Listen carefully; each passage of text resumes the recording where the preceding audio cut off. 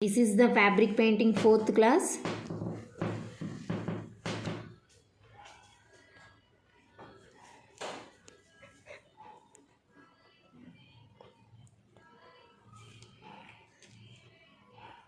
ఆర్డర్లో 1 by 1 నేను ప్రతిరోజు కూడా మీకు 1 by 1 ఆర్డర్లో నేను క్లాస్ ఎక్స్ప్లెయిన్ చేస్తున్నాను. మీరు చక్కగా ఫాలో అవ్వండి. ఇంకా పైన నుంచి కిందికి ఈ విధంగా పెటల్ని ఫిల్ చేసుకోవాలి. This is a fabric painting 4th class. ఇలా ఫిల్ చేసుకున్న తర్వాత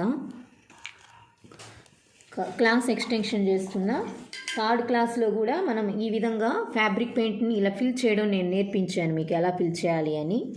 what is the different 3rd class 4th class అంటే ఇలా ఫిల్ చేసిన వాటికి మనం వేరే కలర్ ఉపయోగించి స్ట్రోక్స్ ఇస్తున్నాను. ఇంకో చూడండి, ఇక్కడ నేను 00 బ్రష్ని యూజ్ చేస్తున్నా.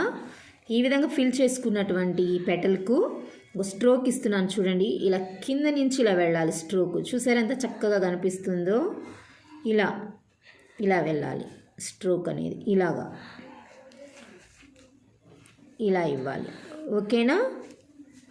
అలా ఇప్పుడు మీకు ఇక్కడ ఒట్టి స్ట్రోక్స్ ఎలా ఇవ్వాలో చూపిస్తున్నాను చూడండి.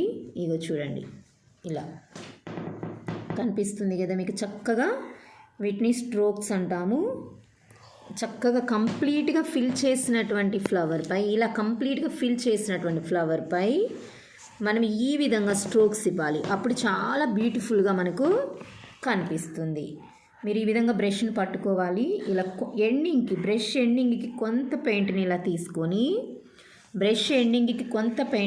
తీసుకొని మనం ఇలా అనాలి. ఇలా షార్ప్గా పుష్ చేయాలి. షార్ప్గా ఇలా పుష్ చేస్తే ఇక చూసారా ఎంత స్టైల్గా కనిపిస్తున్నాయి స్ట్రోక్స్. వీటిని స్ట్రోక్స్ అంటాం. దిట్ ఈస్ ద 4th క్లాస్. ఓకేనా? ఇక్కడ చూడండి, ఇలా జస్ట్ లైక్ స్ట్రోక్స్ ఇచ్చాను. స్ట్రోక్స్ ఇచ్చి జస్ట్ ఇలా అవుట్ లైన్ ఇచ్చేసేయండి. ఇది ఓకేనా? దిట్ ఈస్ ద 4th క్లాస్.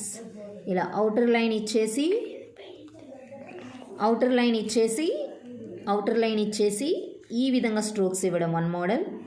కంప్లీట్గా ఫిల్ చేసి స్ట్రోక్స్ ఇవ్వడం అనదర్ మోడల్. మళ్ళీ ఇక్కడ ఇస్తున్నాను చూడండి స్ట్రోక్స్. ఇంకో చూడండి. ఓకేనా? ఆ విధంగా స్ట్రోక్స్ ఇవ్వాలి. ఇలా షార్ప్గా తీసుకెళ్ళాలి స్ట్రోక్స్ని. ఓకే? అలా స్ట్రోక్స్ ఇచ్చుకొని ఇలా రౌండ్ అప్ చేయండి. That is the 1 model. That is the 1 petal.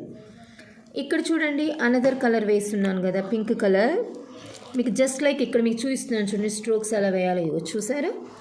Just ఆ పెటల్ని బట్టి